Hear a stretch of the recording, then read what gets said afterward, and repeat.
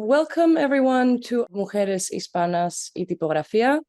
I am Lavinia Lascaris, the exhibition and graphic designer at Hoffmitz Milken Center for Typography. And with me here is Jimena Amaya. Hi everyone, I'm Jimena Amaya. I'm the graphic designer at the HMCT. And before we introduce Layshi Curbelo, our host for today, we would like to share a little bit about how the program started and why we're here. So Mujeres, Hispanas y Tipografía, which translates to Hispanic Women in Typography, is a program that started in 2021 as a platform for Hispanic women to develop and talk about their work in graphic design and typography. So let us now introduce our host, Layshi Curbelo. Layshi is a designer that specializes in user experience and accessibility.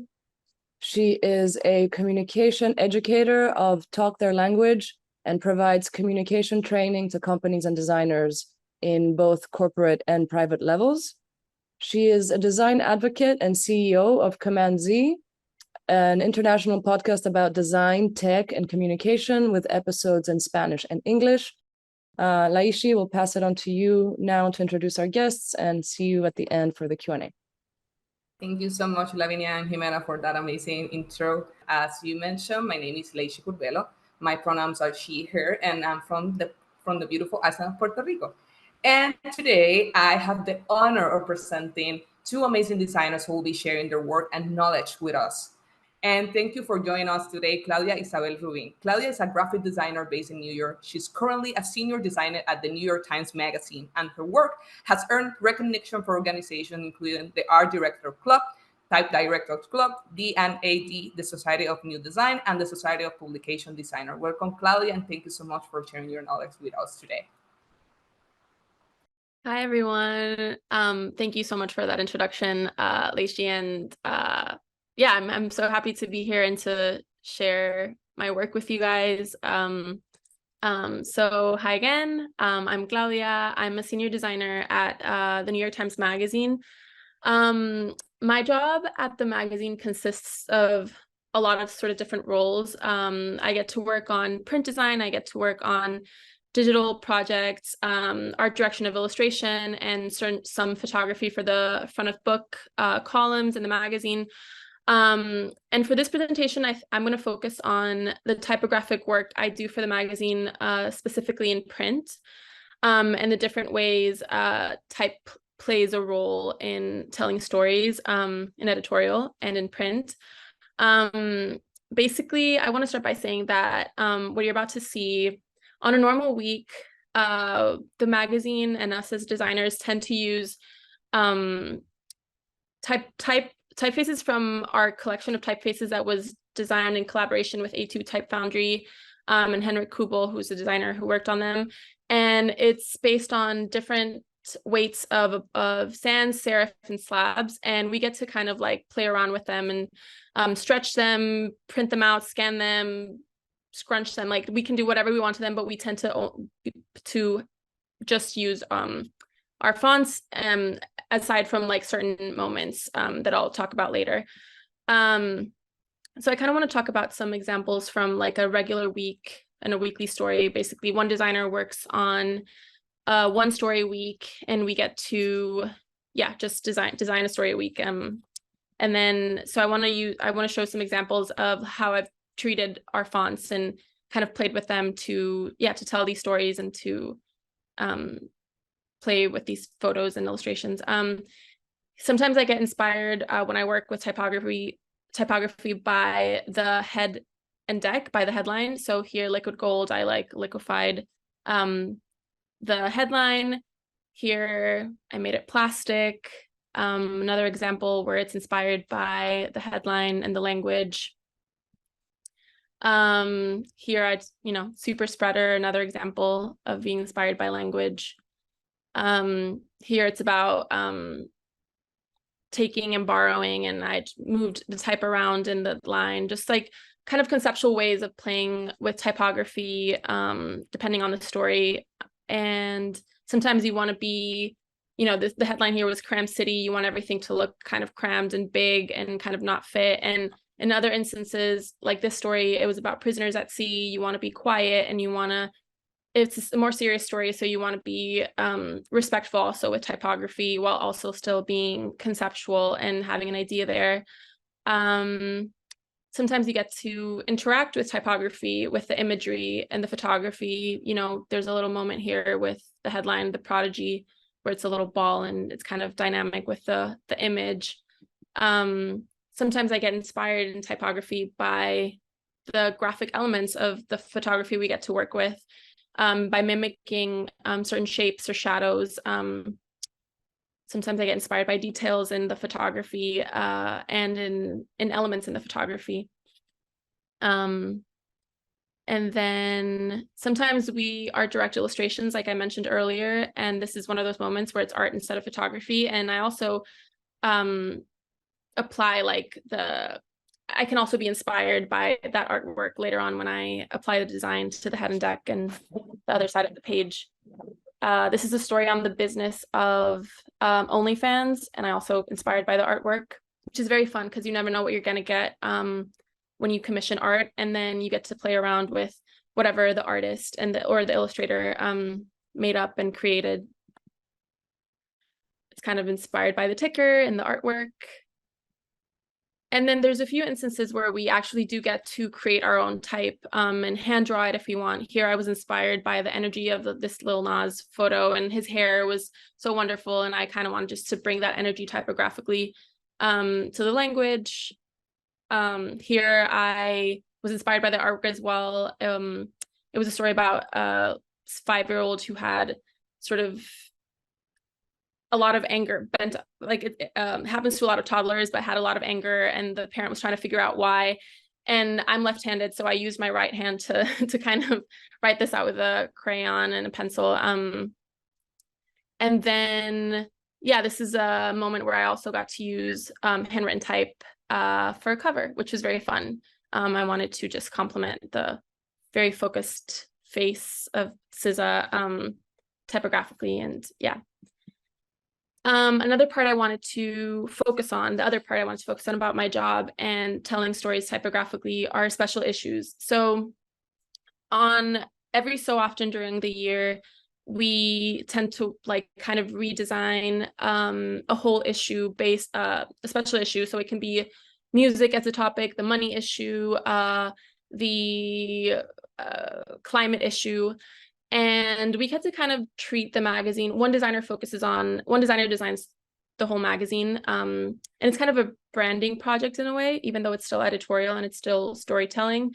Because for this, we do get to kind of have a whole concept that from start to finish, cover to cover, and kind of use fonts that are outside our collection of fonts if we are interested in that, and if it tells the story best. So I'm going to show 5 examples. And one, I'm going to start with the education issue in 2018. This was a very typographic heavy issue. Basically, we get the schedule every time we get a special issue of all of the stories that are in the issue. And we kind of have to find a way of bringing everything together and having it be packaged in a way that's cohesive, because all the stories are different. This issue focused on teachers under pressure. And so I kind of got inspired. This is one of the stories about teachers' protests. And I kind of got inspired by protest posters, current and from the past. These are some of my references. And then I wanted to kind of modernize it a little bit as well. And this ended up being the cover. I mixed about 4 or 5 typefaces, old and modern. I scanned, resized, printed out, scanned again, a million times. I don't even remember how many times. And then, yeah, this it kind of created this sort of analog looking poster typographic cover. And the inside, I treated it to match. So every opener is composed of a very, very long head and deck and treated in very different ways that make it look kind of, put together in a wrong but right way, if that makes sense. Like nothing kind of goes together, but it kind of really does because of that. And these are just some of the spreads on the inside. Another issue that I worked on was the Future of Work issue in 2020. And basically, everything was chaotic as always. When journalism, like getting all of these emails of like ideas and headlines, and I like could not figure out for the life of me what I wanted to do. And then I realized at some point, like, you know, I'm working and this is all in an email, and what is work today? It's email. So I kind of put the language in email and figured out ways that I could play around with like writing the words wrong and what would show up and what would be highlighted or replaced. And then we simplified it and we made it more graphic and just made it black and white. And these ended up being the layouts for the Future of Work issue in 2020. And keeping it simple also helped the images that were very colorful kind of be more prominent in the issue. Another issue was a great performers issue in 2021. Again, we got a schedule, and I think at the beginning, what we kind of knew we had were these amazing photos by Ruben Afonador he's a Colombian photographer, for the greatest performances of the year. They were very like traditional and classic and black and white. And I kind of wanted to bring that sort of, but they were like modern, but also like very classic. And I wanted to bring those elements into the rest of the issue.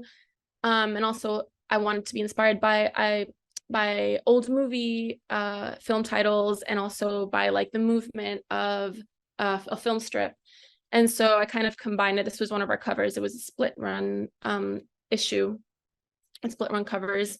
And then I kind of played with movement for all of the openers for each story. And then one color went to the next, and the next started the next color. Oh, sorry, let me go back. So as you can see, it kind of looks like it's going up, and yeah, it's static. It's just like the pages of the issue. I have two more I want to share. One is the Voyages issue in 2022. It was focused on animals all throughout the world. And so this was the cover. This photo is incredible, and kind of the colors of it, we knew we wanted to use it. Inspired me for colors for the inside. I wanted it to be very colorful and vibrant and dynamic, but also I was inspired by the dynamic elements of travel and, you know, voyage, and all these different points in the world where these animals were found. So I kind of was inspired by direction, and but kind of made it a little bit more minimal and graphic, and kept color throughout. So these are a few of the spreads for the issue, which kept it really dynamic because all the headlines were just the names of these countries, and then I could move the type around whichever way I wanted to or would make sense with each name of the country. And then lastly, I want to talk about the rap issue this year. We tend to have a music issue every year. And this year it was the 50th anniversary of hip hop. And so we focused our music issue on rap, past and present, and its influence in culture and in the world and history. So this is Kool Herc. He's one of the pioneers of hip hop in the 70s here in New York. And I kind of wanted to really bring back, you know, rap culturally and visually has evolved throughout many years. It's still evolving. And I kind of wanted to bring it back to these very like sort of colorful, dynamic, kind of floral, even kind of feminine energy, because it was an anniversary issue. And I was looking at old posters. A lot of them were done by Phase 2, which you guys should look him up. He passed, but he was a poster designer for hip hop, like for the hip hop industry for many years. And I noticed that there was a lot of, you know, use of Garamond and souvenir typefaces and a lot of stars throughout. So I kind of got inspired by that and modernized it a little bit. This was the cover. And these are the inside spreads of the issue.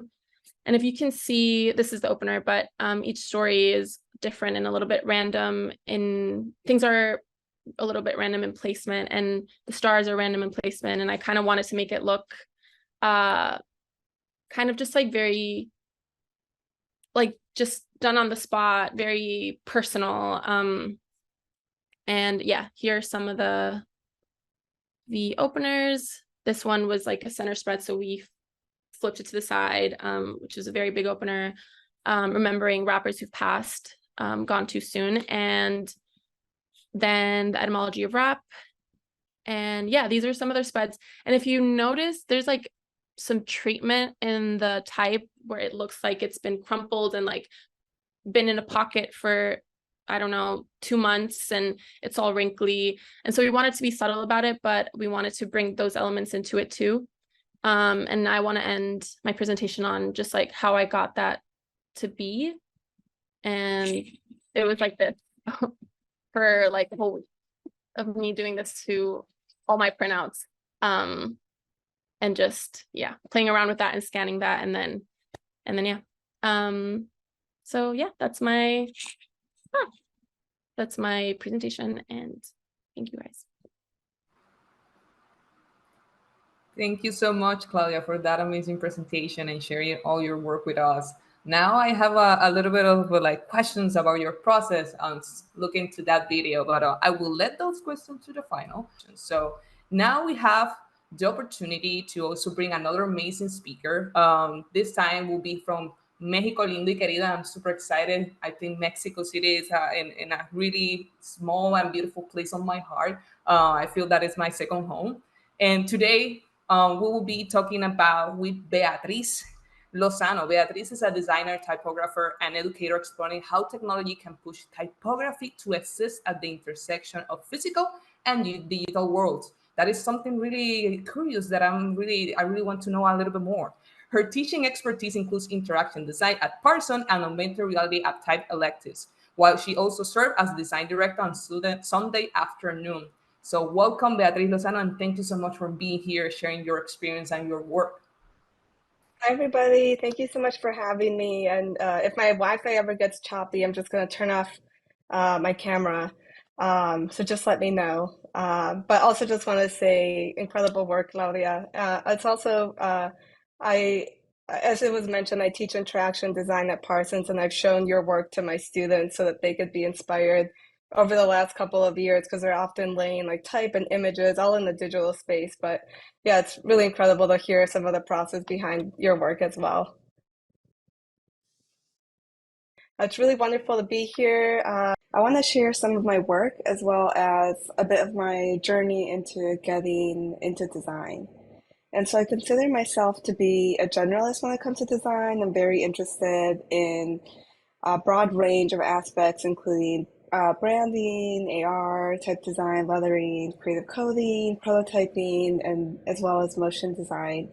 But on top of this, I'm equally passionate about social issues that are happening around us, which include immigrant rights, celebrating cultures, racial equity, gender equity, wealth distribution, and decolonization. And so often when I start working on the project, I think this is probably the closest depiction of what's going on the inside of my mind. I'm trying to find connections between all of these different passions and interests of mine. And I think as a generalist, I believe the most interesting work comes out of these intersections. And it's not so much about focusing in on one approach. And so my design journey actually started off through my student activism when I was in college. And I went to school at the University of Michigan, and originally I was studying on the path to become a mechanical engineer. And for my first year, I became very involved in immigrant rights activism, and I've always loved to draw and paint, so I offered to make posters and flyers for different groups on campus, the way we see here. And so at the time, I hadn't taken any design classes. I didn't even know that design was a profession. So instead, I was looking to past social movements and essentially studying, like what type are they using, what colors are they using, how are they using leather forms. And I didn't really have that language at the time, but it was more about just studying what makes these campaigns so effective. And I think, you know, even to this day, a lot of these visual influences still play such a big role in my work, and how I approach my projects. And so one recent project that I think really continues to embody this is the visual identity for ESPN's 50/50. And this is a design that was launched last summer, so summer 2022. And I worked very closely with the art director, Beth Stojek, over at ESPN. And we designed this identity along with the team over at Sunday Afternoon, celebrating the 50 years since the passing of Title IX, which was a law that made it possible for women and girls to participate in sports at all different educational levels. And this was just an incredibly fun project. I got to work with the women over at Sunday Afternoon to develop this identity, including Keyway and LT. As we can see here, this identity, we took a lot of inspiration from the 70s, which is when Title IX was passed, while still trying to maintain a lot of this like fresh contemporary take on design. And one of my favorite parts about this was the lettering and typography. So we took some time and really began to research popular typefaces and lettering from the 70s. And then that allowed us to custom draw the word mark that you saw here. We also created all of these different versions of the word mark. So here we have this like truncated 50 where it's a 50 nested inside of a 50. This led to all of these really fun patterns that became animations. Which then led us to be able to use these for different use cases, such as the social campaigns we see here, as well as bringing in real photography and imagery from throughout the last few decades to create this visual timeline. And then this campaign also had a life out of home. And then one of, I think, just my favorite parts of this design was seeing how it was built out and carried out by ESPN. So on the right here, they had this huge marathon where they had many women running this marathon wearing the 50/50 shirts, which I thought was really cool. And 50/50 lived on as a different physical events as well as a documentary on Hulu, I believe. And a lot of my recent projects have been more on the commercial side, sort of what we just saw now with ESPN. But for me, design will always have its roots in sort of how I originally came into design, which is working directly with communities and just really understanding the power that visual communication can have. And so next I want to share the project for Close the Camps. This is a project I worked on a few years ago. I think this was 2019. And for this identity, I was working with a group here in New York City called Close the Camps NYC, and they're a coalition built from 4 main other organizations around the city for immigrant rights, as well as environmental rights and other types of equity here.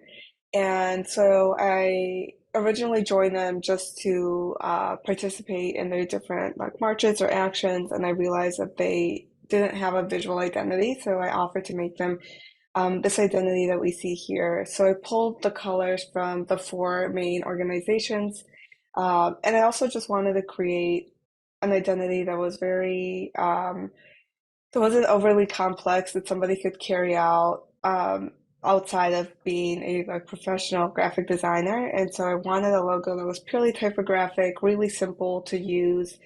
And so, as I mentioned, this was 2019. This organization was working towards calling attention to the camps on the southern border.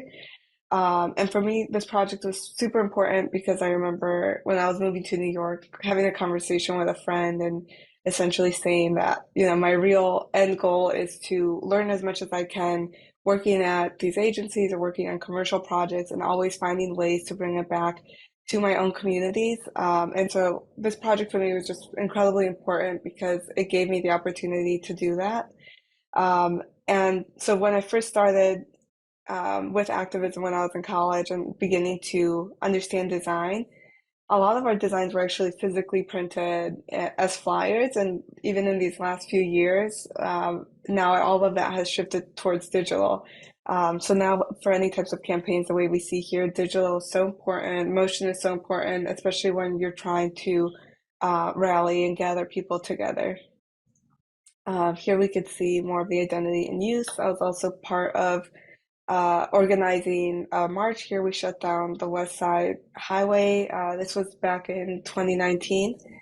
And then here's one of my favorite parts as well of this project. Before we had our action, we had a sign painting event here in Brooklyn. And two of these signs were painted by my really close friends who at the time couldn't join us and physically participate because they were waiting for their green cards. Excuse me. So instead, they showed up and painted these beautiful signs. And if you notice here, back on the other slide here in the CNN article, one of their posters can be seen here as a headline image. So I think even there's so many ways to show up for different movements that we care about, and it doesn't always have to be like physically marching on the street. I think there's a lot of power in the visuals that we create.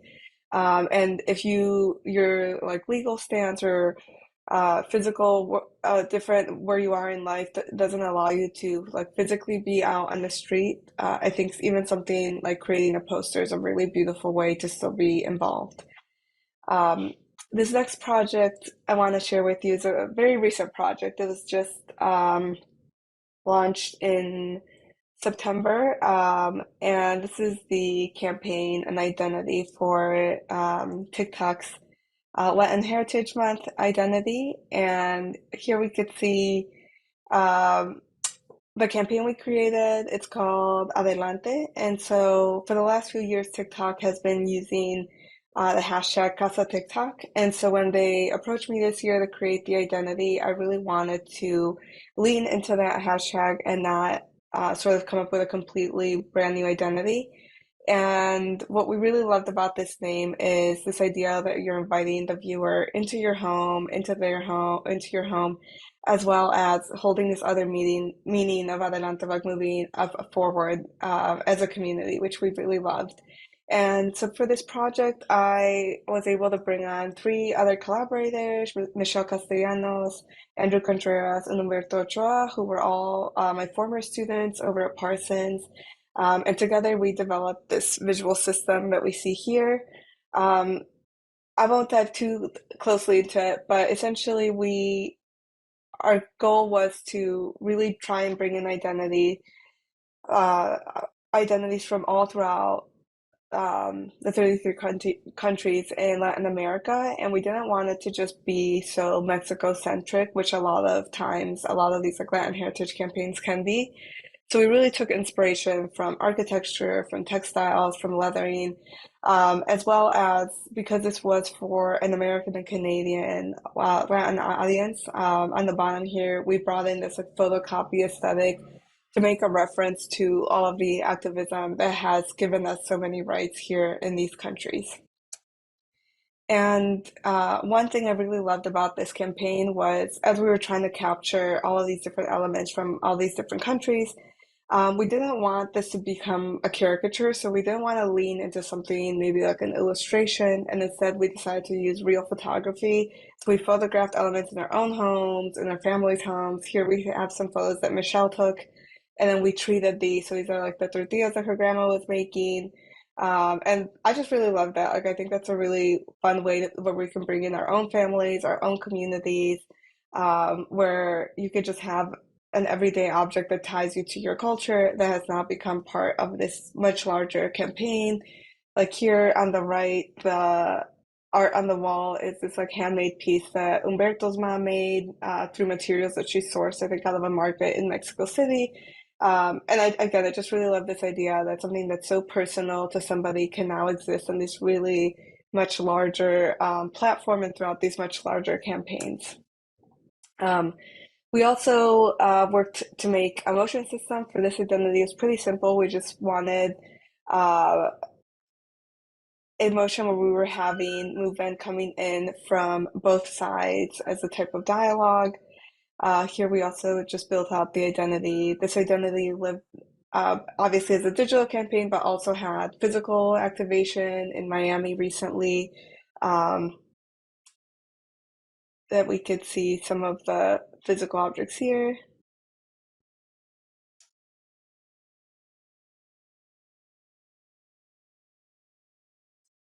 And in that identity, we actually utilize a typeface I designed a few years back called Ancho. And so we customized it a bit for the logo mark.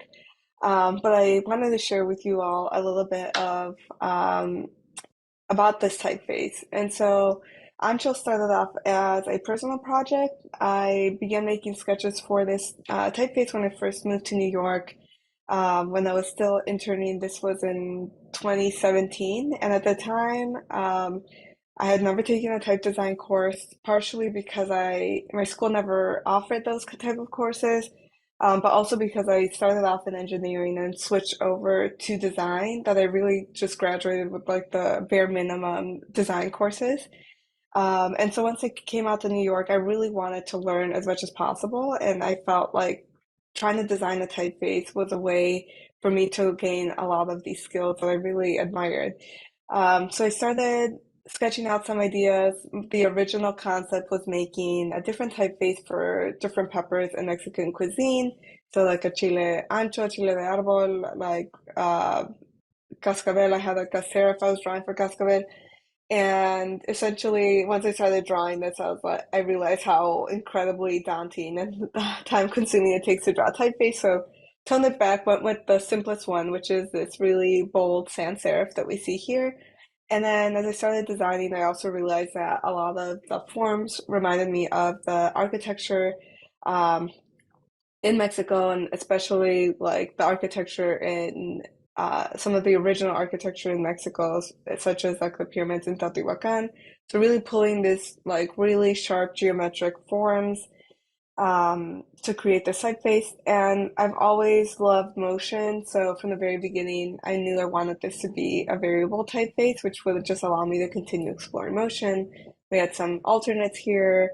It gave me the opportunity to learn how to code a little bit with like Drawbot and Python, so I could animate the variable font the way we see here, as well as, since it was reminiscent of architectural forms, really invited me to begin to explore this typeface in 3D as well. For the launch, I asked some friends if they would be kind enough to make a poster, so different friends made up posters here, which is just one thing I really love about type design in general, is that type design really is, a typeface is just a tool. And once you release it out into the world, it's like you can never imagine all of the beautiful things people can make with it. I was also able to apply this typeface to a poster design in 2020 for AIGA's Get Out the Vote campaign that we see here. And then this, I shared that poster on social media. It was really well received. And with the support of the studio I was working at the time, Sunday afternoon, we released this shirt. This shirt was sold, and then all of the profits were donated to an organization that helps people get licenses so that they are able to vote. And then I made this animation to promote the shirt. So I just really love the whole experience of this typeface, because it really, from the very beginning, was this like personal project, learning experience that allowed me to not only learn like type design, but allowed me to learn things like to further develop my coding skills with like Drawbot and Python, to dive more into 3D the way we see here. And then later that year, it was picked up by Apple Music for their latest campaign. So this to me was just an incredible experience, because I really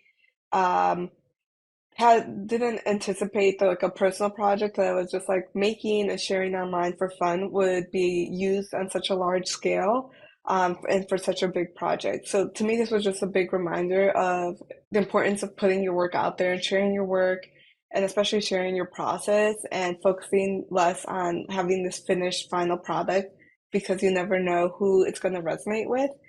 And then the typeface was used earlier this year at the Museo Franz Mayer. I unfortunately didn't get to see it, but I had some friends send me photos. It's used in a coffee shop here in Monterrey, as well as other voting campaigns here in New York City, at the 8M March in Mexico City. And I also wanted to share with you all a bit of more of my recent work, which has been, a lot of it has been centered around newer technology, so like creative coding and especially augmented reality. And so here are just some recent explorations I've been working on. This was a collaboration with my good friend Lin Yoon. This is a beautiful mural she painted here in the city, and then I worked with her to make this 3D AR extension for the mural. You're all welcome to scan the QR code. Unfortunately, this only works with iOS devices, but we could see the mural here. And I've also been working with some friends here in the city to explore the connection between type design, augmented reality, and creative coding. And here we could see this piece that we've made that's reacting to audio. So it spells out NYC, and the letters are created out of these different components that are then reacting to the different audio levels that we see here. And again, feel free to scan the QR code and test it out.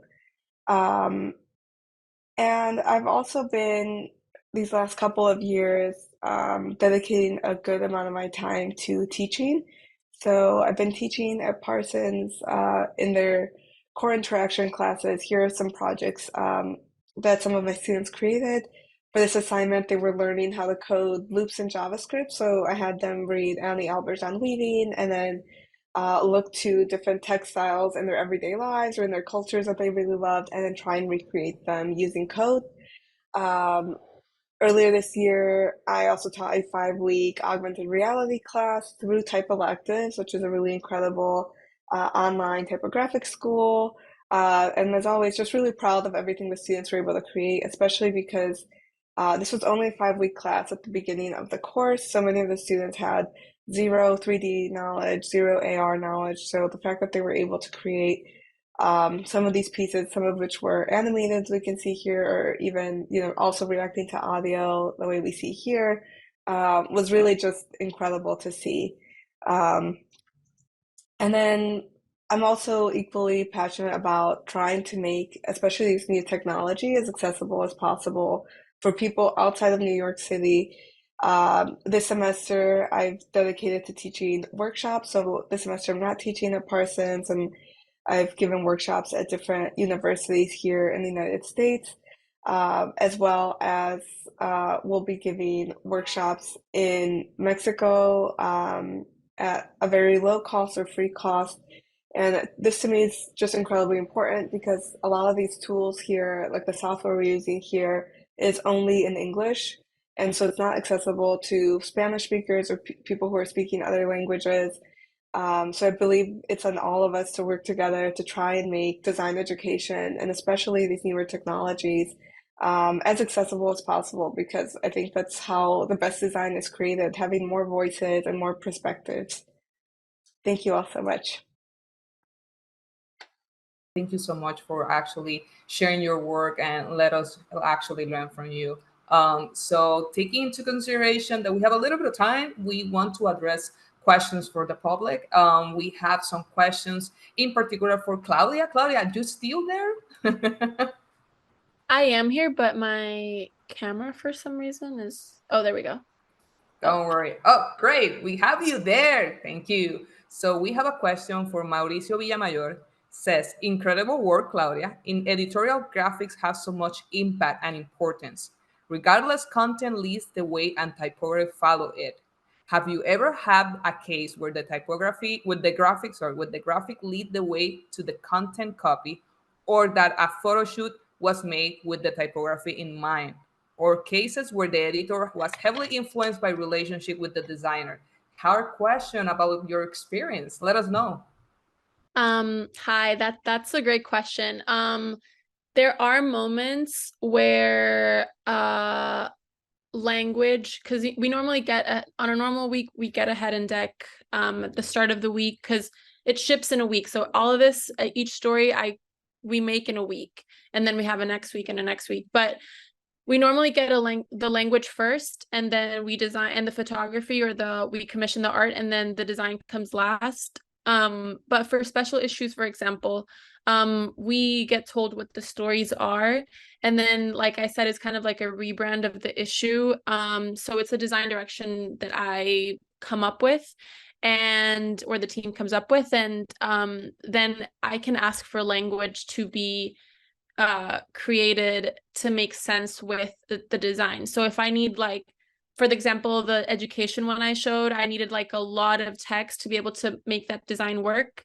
I asked for really long heads and really long decks. And for example, for the voyages one, I asked for the headlines to be just the name of the country, because I couldn't have words that were too long. And thankfully we have editors that are very visual and very flexible with that sort of thing for the most part, for sure, because it's always me halfway. But yeah, sometimes design can carry language into a direction. That's a great opportunity to negotiate. So cool. For sure. So cool. We have another question for the public. The question is from Gloria Kondrup. How much time are you given to develop your design for your weekly articles? Normally on a regular week we have a week. I design in two to 3 days, whatever opener. If it's a special issue, I get a couple of weeks to work on it. It's the only thing I work on for a couple of weeks. And if it's something if I art direct an illustration, I'll commission it from like a week in advance to sometimes 3 weeks, or it depends. But normally on a normal week, I work on a story for 3 days, 2 to 3 days. Wow, quickly. So Deborah Gonzalez Enaeves says, is there a way in which you both navigate bringing your identity, culture, heritage into your work while also making it universal or appealing to people for all backgrounds? This question will be for both. We can start with Beatriz if you can. Yes. I think my goal is never to appeal to everyone. I think it's okay if not everybody likes your work. I think at the end of the day, we're all limited by just our own lived experiences. And I always like to say that, like, we all design with an accent, and it doesn't necessarily just have to be like our cultural background, but it's like I also design with an accent of somebody who's like from the Midwest and who grew up in a working class community and who grew up around seeing all of these different like Motor City signage. So I think there's so many different facets to each person. I mean, it's flattering when many people from different backgrounds love your work, but I'm okay with other people not liking my work, which has happened many times. And I'm perfect, I think that's just part of being a designer and putting your work out there. Sorry, yeah. No, go ahead, please. No, that I love how she mentioned like design with accent. I think I need a quote of this big with that phrase. I think it's really important that actually put or like style and or sabor in our work, and designing with accent. It was like just perfect. Just go ahead, Claudia. Yeah. Do you need that to repeat the question? No, I understood. I can add just to add to it. For me specifically, I like working for a magazine. I think the tone of my work always has to make sense with the writer's tone and the magazine, the New York Times sort of tone and voice. But I feel like definitely from my, like Beatriz said, like from my lived experiences, from it could be cultural or personal or anyone's like experiences in life, like you have certain things that inspire you and that like are your voice. And I can even see it in comparison to my colleagues. We all have our own voice in the work we do, because we all get to work on all sorts of topics, like whether the story is like an essay on an artist or a story on a country in South America, or anywhere in the world. Like some of us are more conceptual, some of us use more color, some of us are more illustrative, and I think that's very special, because we are like, it's kind of a fine line of having our own voice and also working for a publication being the voice of the publication. So yeah, so it's kind of a mix. Thank you so much, Claudia. Thank you so much, Beatriz. And before I move on, I just want to say thank you to Lavinia and Jimena for this opportunity to be here and this last event. Also, I want to compromise myself and mention to the public that we have a little bit of idea over there to doing maybe, I don't know, a next session, maybe Lavinia and Jimena, maybe, or maybe a podcast. We don't know. But if people really like this content, and I know that will be the case, and this is an amazing opportunity to connect and actually sharing more of the important work that women are doing in the field. So thank you so much for making me part of this. I will just pass the opportunity to Lavinia and Jimena to do final words. Layshi, thank you. It's been a pleasure having you as our host. As we said earlier before we went live, we welcome your energy and your knowledge. Beatriz and Claudia, thank you so much for sharing with us your amazing, incredible work and for concluding this series with your talks. It's been an honor to have this series happen, and thank you to everybody who has been following it and participating. Jimena, any final words? Just to add up, thank you. It's amazing as a Hispanic designer myself to create this space and to have you all here bring your points of view. So yeah, thank you. It's been a pleasure, and hopefully there's more to come. Thank you so much. Thank you everybody for coming. Thank you, everybody. We'll be done to the next one.